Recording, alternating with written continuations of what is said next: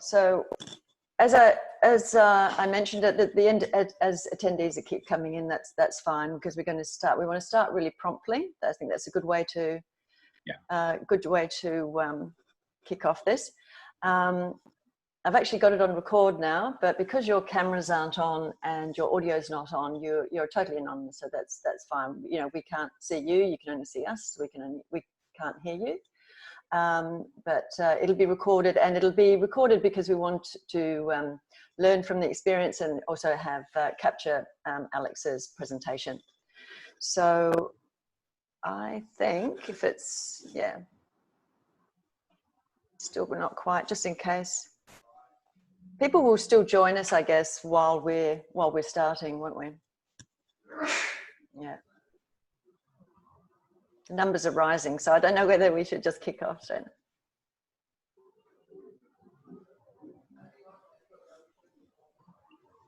We can start the intros. Yeah, so basically, we wanted to say good morning, everyone, and thanks very much for joining us. This is Ku-ring-gai Council's first Native Bee webinar. Hopefully it won't be our last. And I'm Lindy Williams, the Environmental Volunteer Programs Coordinator, and your presenter today will be Dr. Alex Austin. And so I just want to run through a few things. As I said, we can't see or hear you, but we want to hear your questions. So what we'd like you to do is, if at the bottom of the, somebody's already asked me a question. Can we try the Q&A? Yes, the Q&As, what we're going to do is ask your questions throughout the presentation, and you'll see, if you just click on that icon at the bottom of the screen, the Q&A icon, it'll come up a little opening, and you type in your question, and then there's a little thumbs up icon to the left. If somebody asks a question that you thought, oh yeah, great question, I would have liked to have asked that, just click on that the little thumbs up, and what that does is actually it votes for the question to be raised to the top, and at the end all of the most popular, most asked questions will rise to the top, and when Alex has finished his presentation, then I'll ask him all those questions, and if you can, sit and wait to get all the answers. It also means that there won't be duplications of questions.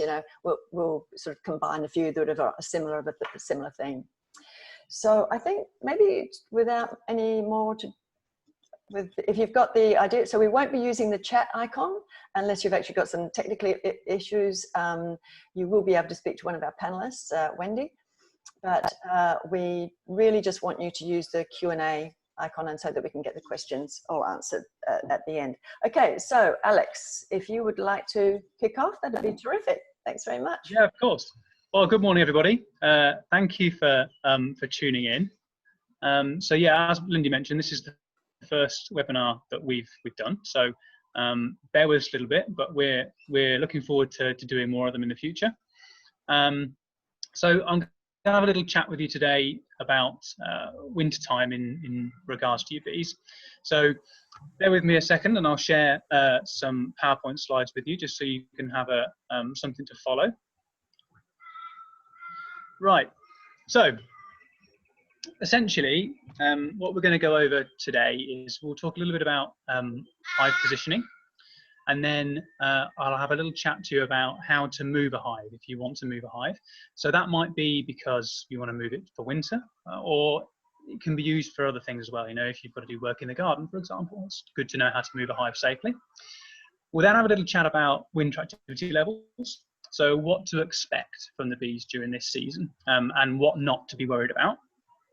Then we'll talk a little bit about hive additions and perishables. Basically, these are just little things that you can do for your hive box to just give them a little bit of extra protection during the winter, and actually they'll benefit throughout the year as well. And then we'll finish with extreme weather.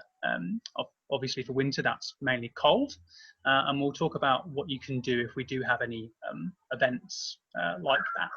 So we'll start with hive positioning. So you can see on your pictures there that you'll have one of these hives. You'll either have the coat there on the left, which is the wooden one, or you'll have an old school foamy, which is on the right there. Now, the rules for these hives positioning wise are pretty much the same. So it doesn't matter which one you have. Now, we'll talk a little bit about summer versus winter. So in summer, and a lot of you will have received your hive during that time, or spring and summer. And so, you know, we often talk about making sure that they've got morning sunshine, that they face northeast, but that they have protection from the afternoon sun. Now, a lot of this is still actually true for wintertime. But what we can do now actually is give them a little bit more afternoon sun. They don't need to be in that shade anymore. So having them northeast facing, having that morning sunshine is still really beneficial. In fact, the morning sunshine, arguably in the winter, is more important because they need that sunshine to get warm. Now, if you have got shade in the afternoon, then we can think about ways to try and decrease that and give them a little bit more sunshine. So in wintertime, it's more the longer, colder nights that are the problem, you know, rather than the daytime temperatures. And so, of course, if we've got these longer, colder nights, then of course it's going to take those bees a little bit longer to get going in the morning. And we want to give them as much of a boost as we can so that they can still go out and about and do their business. The only other thing we need to talk about in terms of summer and winter is about exposure. So we often say that we want to have a hive sheltered, and that's still true for wintertime. We like to have a hive sheltered because it can protect you from the rain, but also the bees are very, very small. So having too much wind moving around their hive, it makes it difficult for them to fly. In the winter, there's an additional factor. So if you've got a lot of air moving over a hive, it can draw the heat from a hive. Now, arguably in the heat of summer, that might be an advantage sometimes, but in the winter, we're trying to keep that heat in. So making sure that they're sheltered and they're not exposed to any strong wind will be really useful for maintaining that.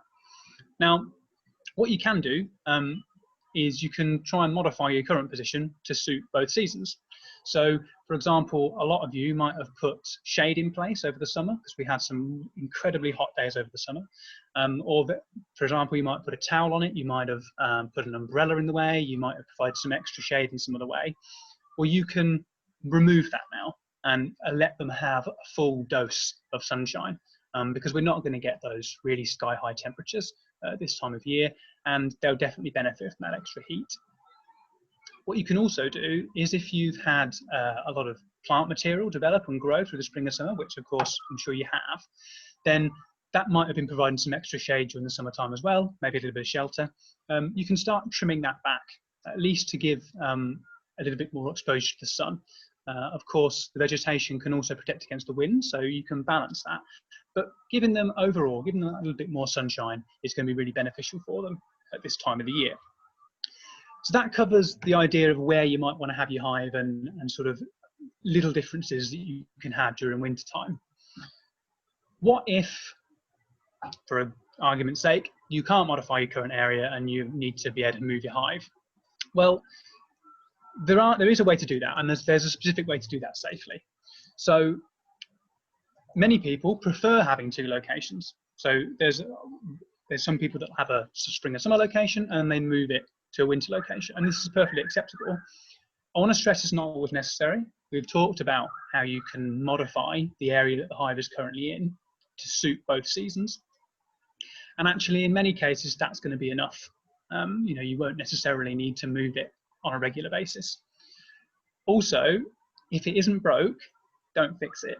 So if you've had your hive in place for a few years and they've been absolutely fine and they've been happy, then there's no need to change your approach now. You know, they're comfortable where they are. But some of you might want to move it. And as I mentioned at the beginning, being able to move a hive is not just valuable for moving it between the seasons, it's also valuable for other things. You know, if you have got any renovations that you need to do to the house, or perhaps a tree comes down or you get some damage somewhere that puts the hive at risk, you want to be able to move it and you want to be able to move it safely. So you can see on the diagram there the idea of a staggered move. And before I go into that in detail and explain the steps, I want to just sort of clarify the categories of move. And that might sound a bit odd, but what I mean by that is the distance which you move a hive affects how you move them. So, for example, if you wanted to move a hive over 1 kilometre away, easy peasy. All you have to do is you seal the hive up in the evening, you move it to its new location, you could release the bees the next day, and they would reorientate to their new surroundings. It's also okay if you're moving your hive less than a meter, because it's close enough to the original location that the bees still recognize that as their own hive. The difficulty comes when you want to move that intermediate distance between a meter and a kilometer. And of course, if you are moving a hive in your garden, then 9 times out of 10, it's going to sit in that category. You know, it might be 5 meters, it might be 20 meters, but still it's more than a meter. And so therefore you can't just pick it up and drop it down. The reason you can't just pick it up and drop it down is because the bees are very loyal to their position of their hive. And if you move it within that intermediary space, then the workers will return to the old location, and you'll see them flying around this empty spot, wondering where their hive's gone. And of course, we don't want that to happen. We want them to be able to go back to their home. So for that, we can manipulate the fact that we can move the hive under a meter without any consequence. So what we do is the staggered move, and that's what the diagram is here.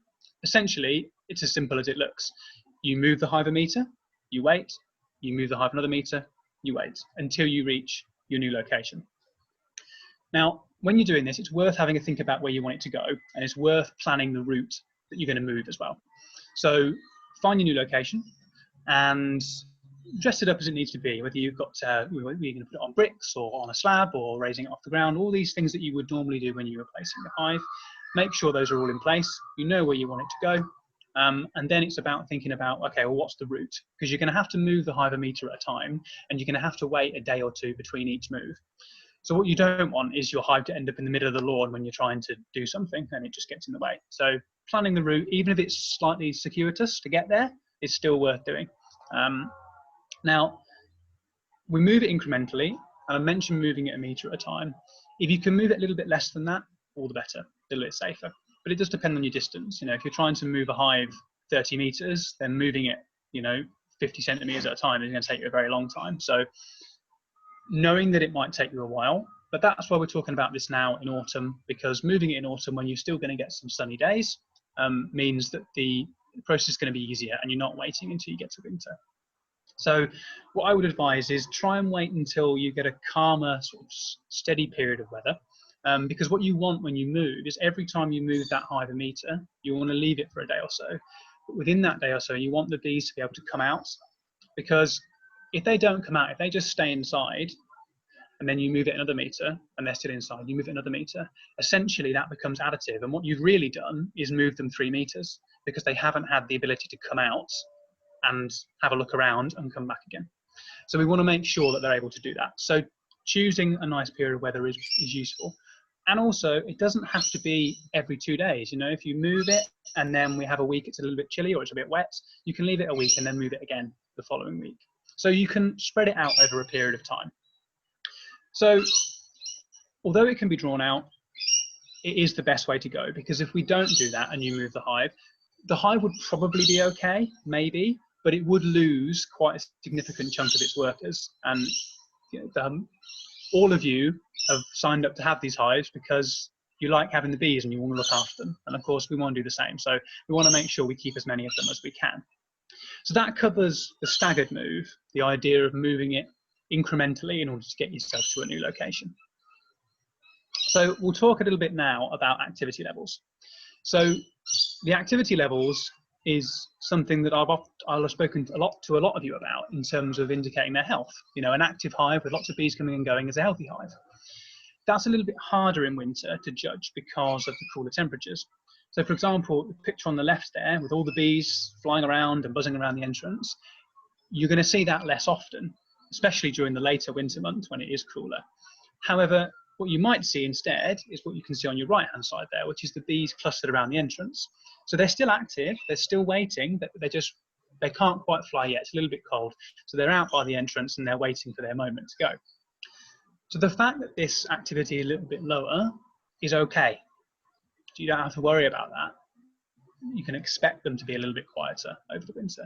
And it's mainly due to the fact that we have a longer and lower nighttime temperatures. So we might still get up to sort of 20 degrees in the day, and that's within their realm to fly. But because we might have had very cold nights, it does take them a lot longer, as I mentioned before, to get up to ready to go, to warm up and be ready to fly. So you might not see them sort of in the morning time like you used to. Maybe it's going to be late morning and early afternoon where you might have a shorter period in which they're flying. It's worth stressing though that you should still see them flying when you have warm days. So if we do have warm days over 20 degrees and it isn't really windy and it's not overcast, then there's no reason that the bees wouldn't be out and about flying, even if not in the same numbers you might see in summertime, but you should still be able to see a few. So if you're not seeing that, then don't feel like you can't get in touch with us. Like do send me an email and we'll have a look and see what's going on. But if you don't see them for a few days, don't worry, it should be okay. So we'll move on now to the additions and perishables, which is sort of a very broad term, I suppose. But essentially what this covers is it covers a roof for a hive and it covers the tape that a lot of you will have on there. So I'll start with the roof. A roof's not necessarily a wintertime thing, really. It's useful in all seasons. We advise having a roof on to protect from the heat in the summertime. And you can see on the left-hand side there that there's a nice moulded roof that's been fitted to that particular hive. But it doesn't have to be that. You know, it can be a board with a brick on it. It doesn't have to be the Roman Colosseum. It just has to be functional. So as long as that's in place, that's great. What that actually does in the wintertime is it helps protect from the rain. Of course, it helps protect from the rain in the summertime, but the additional issue in wintertime is that if you get water pooling on your hive or around your hive, water is a fantastic sink for heat, and it sucks that heat in. And of course, we're trying to keep our hive as warm as we can, so we don't want anything to be drawing the heat out of the hive any more than we have to. Also, when that sunlight goes on the hive, we want it to be warm in the hive. We don't want it to be warming up puddles of water that are on top. So having a roof will help to stop any water pooling. Now, if you've got a foamy, like there on the right, same principle applies. A lot of them don't have moulded roofs that fit with them, but you can do it in a similar way. A piece of board with a brick, whatever you might use to create that roof is still useful. And again, for the same reason, you don't want that water pooling on the hive. Also, you don't want any water going in the hive, so it's a double function and it helps in both respects there. So the second part is the tape. Now, a lot of you might have tape on your hives in various degrees of degradation, I'd imagine. Whether you've either got a coat like there on the left or you've got the foamy oath there on the right-hand side. It's worth explaining why we put that on, I think. So the reason we put the tape on at the beginning is when we propagate a hive, when we split a hive, and we break that hive open and then we put a new hive on top. What that tape is there for is to seal those gaps, and it helps the bees to work to seal the hive from the inside, and it stops any nasties getting in, any pests getting in. That's what we put the tape on for. Now, that tape obviously degrades over time, and you can see you'll have it in raggedy sort of patches across the hive. On the coat, it's on the outside, on the wooden one there on the left. On the foamy, there's actually two pieces of tape. So there's some on the inside around the wooden box, and there's also some on the outside around the seal of the foam box. You've got two layers. Now, for the coat, for the wooden ones that you see on your left there, there's no real reason that the tape needs to stay on all the time. In fact, if the tape is ragged and torn and sort of sagging off the side, it's better to remove it altogether than keep it on, because what you can have is water pool along the sides of those bits of tape, and then they can seep inside the hive, which we don't want. You can replace them if you want to. It's not going to do any harm either.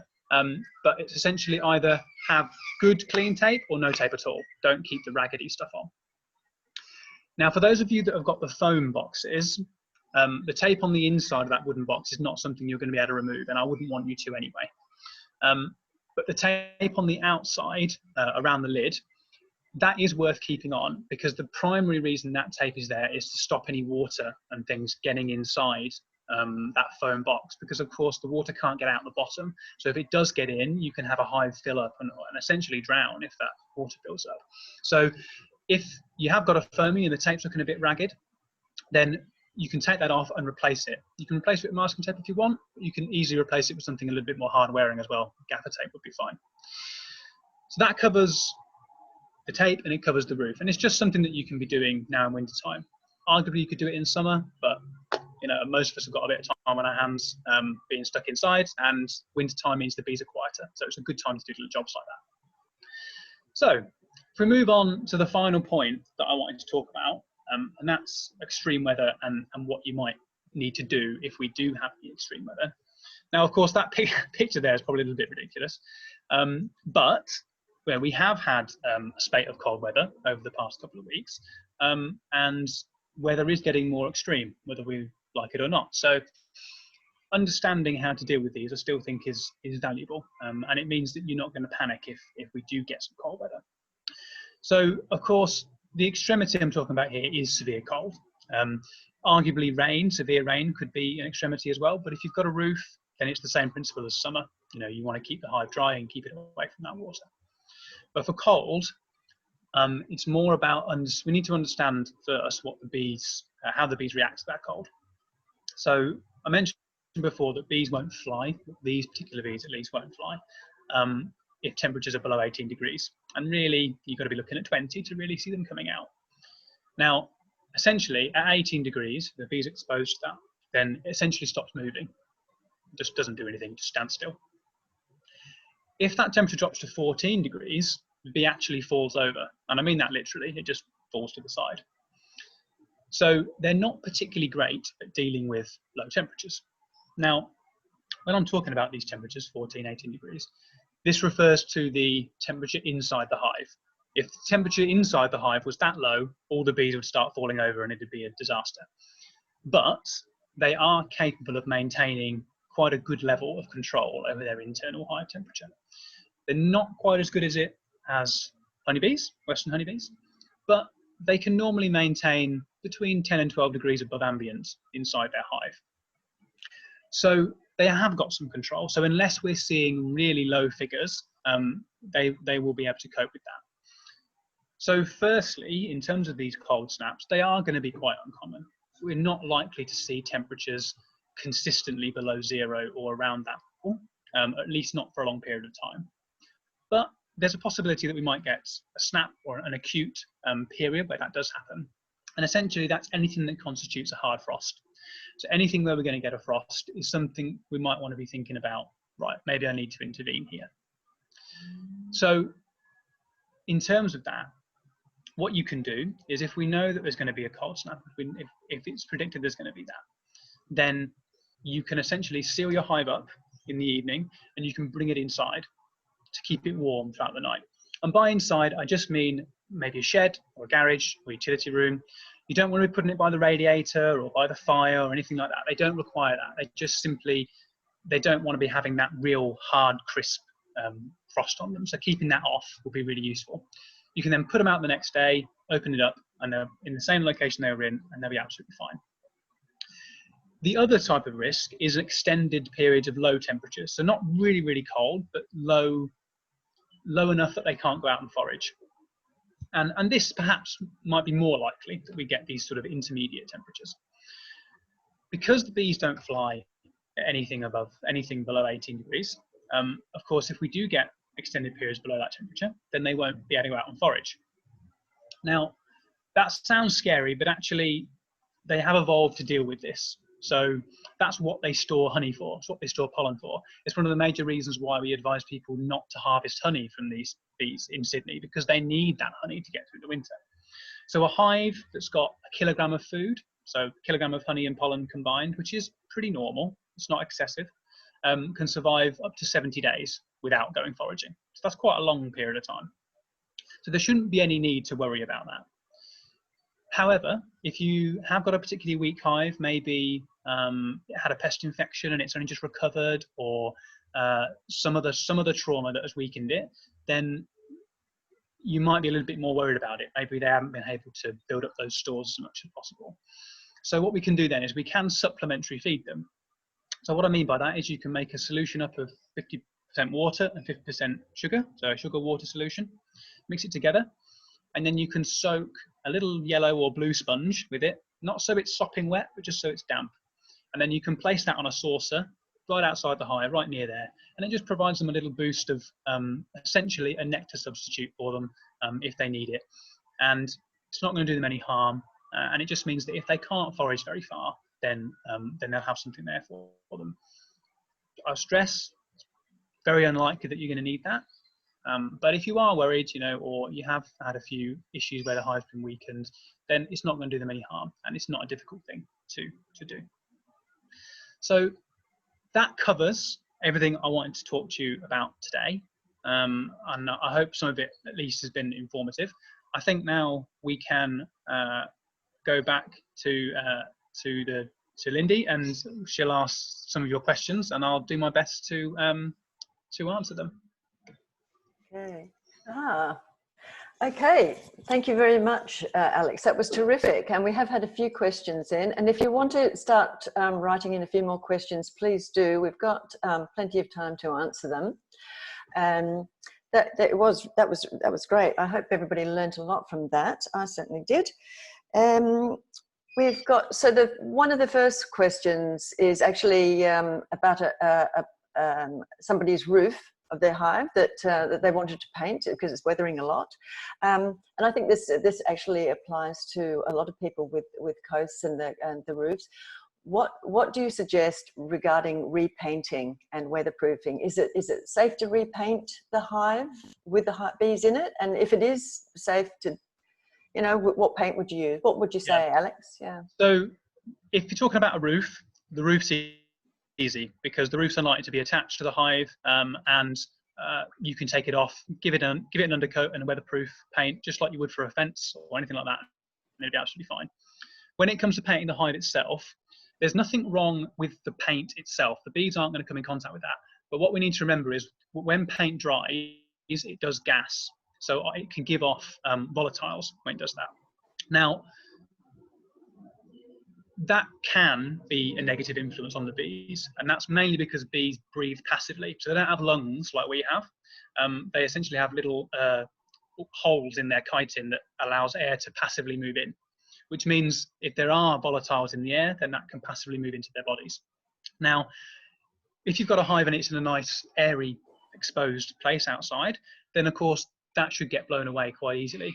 What I would do is advise, rather than painting the whole hive in one go, do a side at a time, because then you're not producing as much. You can do it over a period of a week or so, and I appreciate it takes a little bit more time, but you're minimizing the exposure of the bees to any of those fumes that might come off the paint. And there is no other way to paint it. You can't take them out and leave them in a Tupperware box while you paint the hive for them.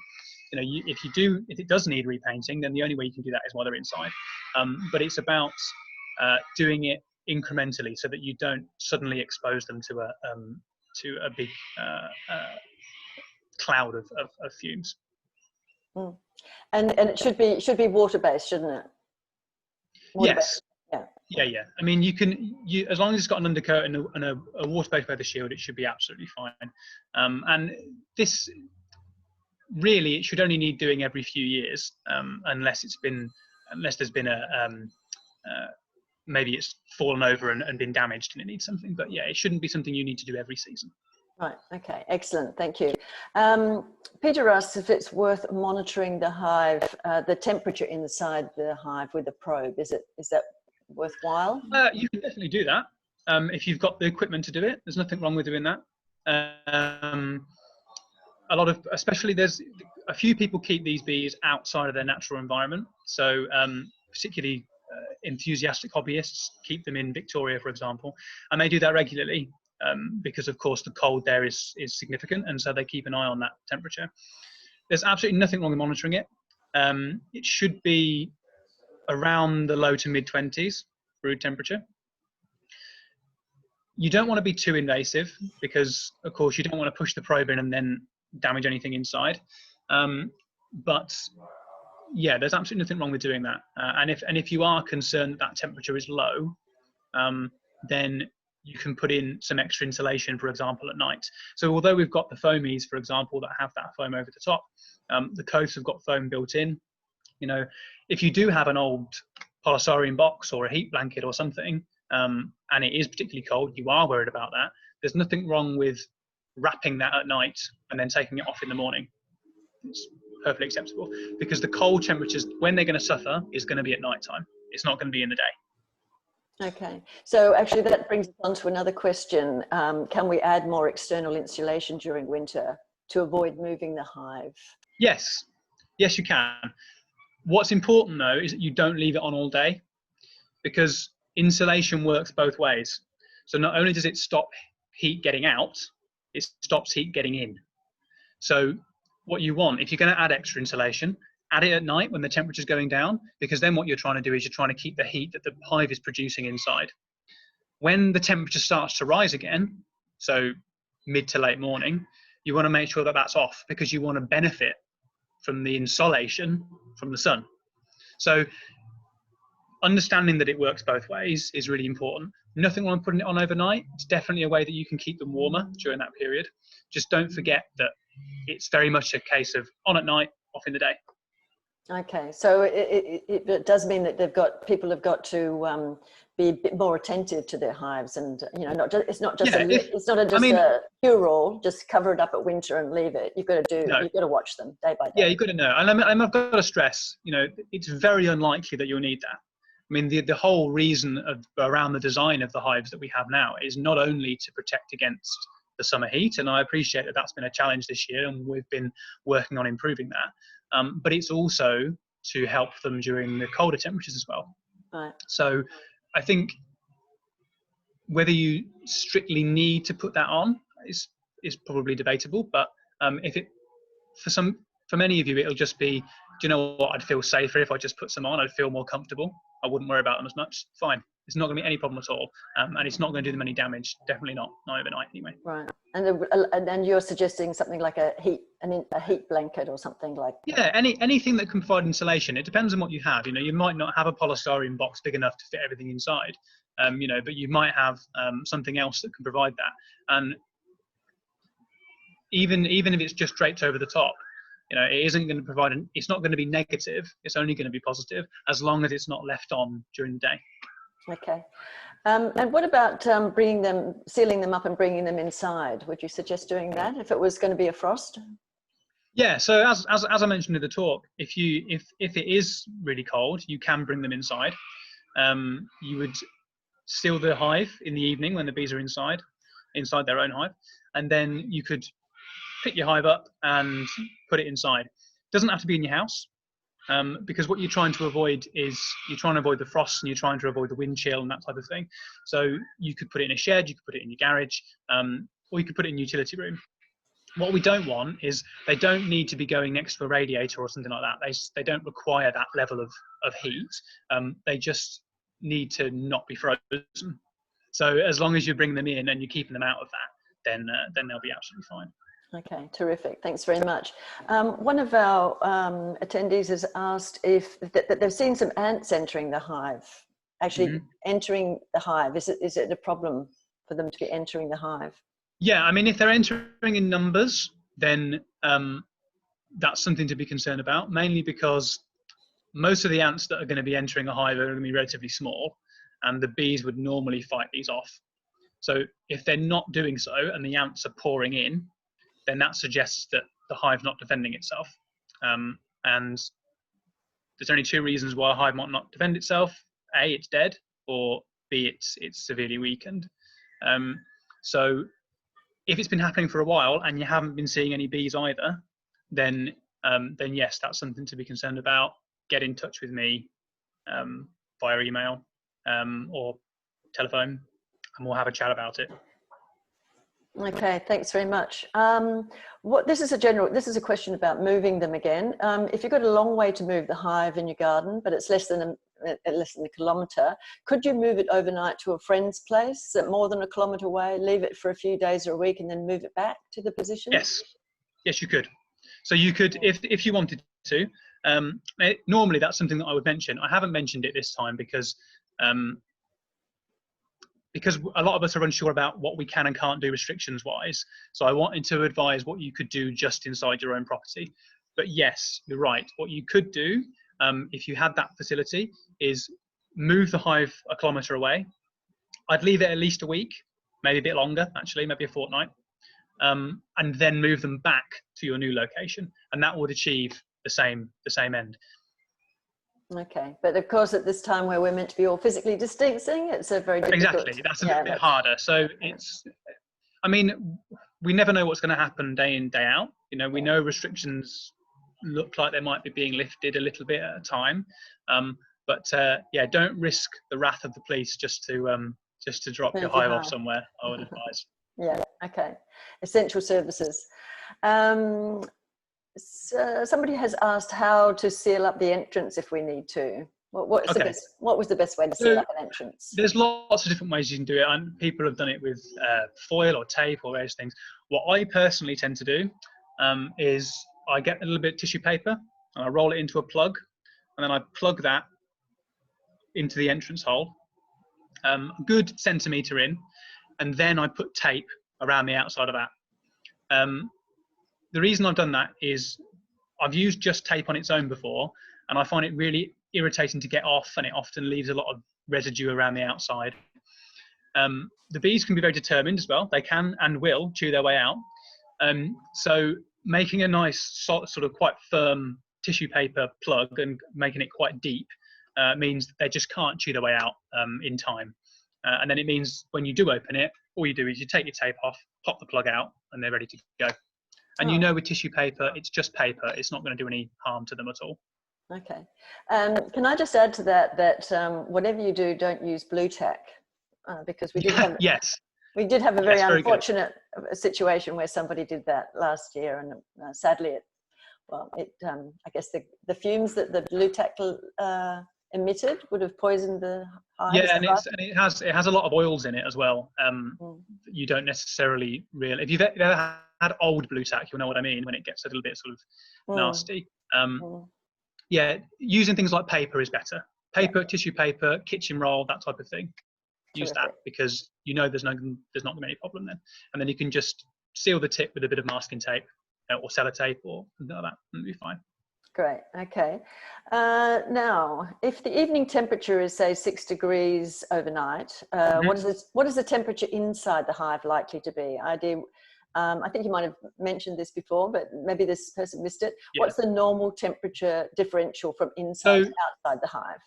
As I mentioned, they're quite good at doing this. So they can normally maintain 10 to 12 degrees above ambient, and actually, because of course there's a time difference between when the temperature drops outside and when the temperature begins to drop in the hive. That crossover means that it rarely actually drops too much before it starts to come back up again. So for example, if it's 6 degrees overnight and during the day it's been 20 and the hive core temperature is 25, as the sun starts to drop, the temperature starts to go down, the temperature inside the hive won't drop at the same time because it's got insulation, the bees are active. So by the time their temperature is dropping in the hive, the morning sun starts to come up and it begins to rise again. So it's only under very extreme and often prolonged cold that they suffer. So for example, if we have got a frosty night and you forget to bring them inside, let's say, it's unlikely to be a death knell for them. If there were 3 nights that were like that in a row, then you start to worry a bit more, because every time that temperature goes a little bit lower. So normal Sydney winter, autumn temperature, nighttime temperatures are going to be more or less okay. It's only if we do have those freak low temperatures that is to be concerned. Okay, that's really good. Okay. In the past Wild Things video, Peter Clark mentioned the addition of extended length plastic garden water system joiners, about 10 centimeters long, for the entrance of the holes to improve protection against the hive beetles. Also adding a second entrance pipe for ventilation during summer. Are these worthwhile? Right, so that has actually been, so if you've got a coath, that is already in place. So they have 2 entrances, one at the top, one at the bottom, and they will all should have a small little tube on the outside. If you've got foamy, if you've got an oath, then these may not be present, especially depending on the age of your hive. Are they worth it? The ventilation side, yes, definitely worth it, because what you want the bees to be able to do is bring fresh air through the hive. And by having 2 entrances, you get flow. If there's only one, it's more difficult, and it's part of the reason why we redesigned the foam oaths to improve upon that. As for the entrance tubes, the idea behind them protecting against small hive beetle is that they create a longer entrance, which means there's a longer amount of space, essentially, that the bees can defend themselves, because by keeping that narrow, the beetle's got to go by as many guards as can fit inside that tube. Whether it's worked or not, I suppose, depends on your point of view. I think it's beneficial. We haven't got any research or anything that's necessarily shown that, but anecdotally, yes, I think it's better to have a tube. We're constantly looking at ways to improve all of these defenses, not just against small hive beetle, but the other pests as well. And it's definitely something that we work on very, very hard, and it's something that I'm going to be developing more of. So if you haven't got one of these entrance tubes, it's not an issue. It's not going to cause your hive to suddenly die or be attacked. A lot of these oaths, as I'm sure a lot of you will know, will have a lot of resin around the front of them, a lot of orange or reddy brown resin, which is the major protection they use against the hive beetle. So we put it on because the idea is it provides that extra defense, and we'll continue to do that. If you haven't got one, it's nothing to be overly concerned about. And I think if you do get a severe pest attack, then the tube is not going to be the silver bullet. Okay, thanks very much for that.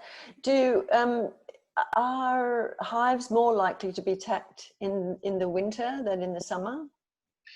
Are they more prone to attack? No, mainly because, of course, the colder temperatures also reduce the activity of their pest species as well. Because the three major sort of pest species, two of which are native Australians, so scyphid fly and florid fly, any insect relies on temperature, ambient temperature, to be able to fly and move about. So they're far less active during those times, so you're less likely to see an infection. Even small hive beetle, that is a European, well, it's probably come from Europe. It didn't start in Europe, it started in Africa. But it's an invasive group. But again, they are far more active in warm, humid conditions. So you're very unlikely to see a pest attack in the winter. You're far more likely to get that in spring and in summer. Okay, all right. Some of these are a little bit more just sort of individual. Actually, somebody asks, says, our bees don't seem to make much resin. Is there any way we can supplement for them? But no. I would no, think, if very much like us, they do have little personal idiosyncrasies. You know, you'll get some bee colonies that will produce an unbelievable amount of honey, like more than you would think that they would at this time of year. You'll get some that don't. You'll get some that are more aggressive than others. When you split them, they go for you straight away, and you'll get some who are so placid they don't really care. This principle still applies with this. If they're not producing as much resin, then I'm assuming what you mean by that is there's no resin on the outside because it's the only thing you can see. Then they are comfortable with their defenses inside their hive. If we were in a very built-up urban area, there might be a possibility that there's a shortage of resin, but in Ku-ring-gai, I doubt it. We have some of the best canopy cover of any suburb, so they have the resources. If they're not putting as much resin on the outside, they probably still quite a lot on the inside. It's the same reason that some of you will have hives, foam hives, where the bees have decided they want to chew holes through the polystyrene, and some of you won't. And that's just them. That's just a little idiosyncrasy they have.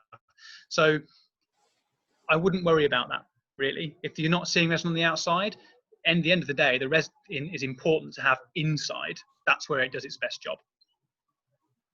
Okay. Well, I think that is come to the end of the questions. If anybody has any more questions or sort of very specific questions about their own hive that they would like to ask Alex, they can email him directly at, I think most of you have got his email address, but it's austin@kmc.nsw.gov.au. You might think of some more questions after the webinar, and yeah, he'll be always answer them for you.